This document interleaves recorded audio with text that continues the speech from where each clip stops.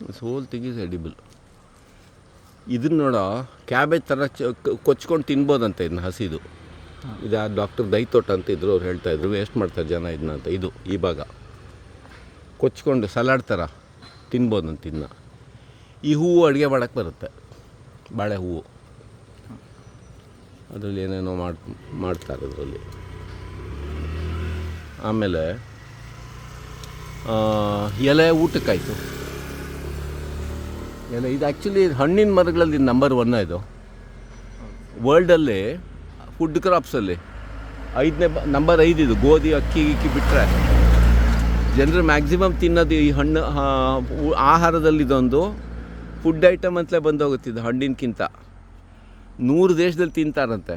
ಎಷ್ಟೋ ಕೋಟಿ ಬೇಕಂತೆ ದಿನಕ್ಕೆ ಜನರಿಗೆ ತಿನ್ನೋಕ್ಕೆ.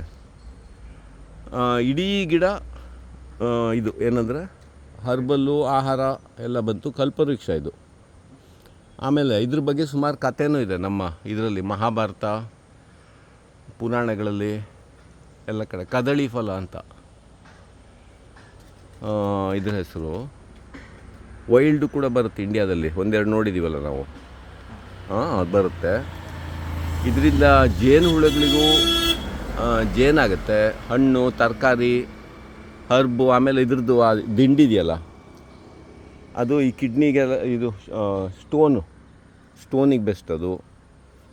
So one of the number 1 fruit in the world. ಇದ್ರಲ್ಲಿ ಭಾರತದಲ್ಲಿ ಮ್ಯಾಕ್ಸಿಮಮ್ ವೆರೈಟಿಗಳಿರೋದು.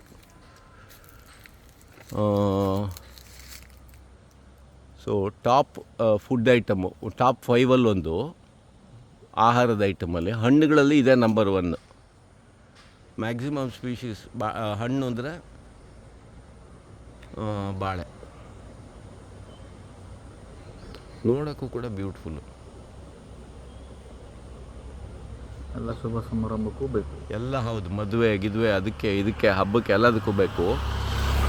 ಇನ್ನೊಂದು ಇದ್ರ ಬಗ್ಗೆ ಇಂಟ್ರೆಸ್ಟಿಂಗ್ ಹೇಳ್ತೀನಿ ನೋಡು. ಆ ಕದ್ರಿ ಇದೆಯಲ್ಲ, ಕದ್ರಿ ಮಂಜುನಾಥ ದೇವಸ್ಥಾನ. ಕದ್ರಿ ಅಂತ ಹೆಸರು ಬಂದಿದ್ದು ಕದಳಿ ಅಂತ ಆಗಿತ್ತಂತೆ ಮುಂಚೆ.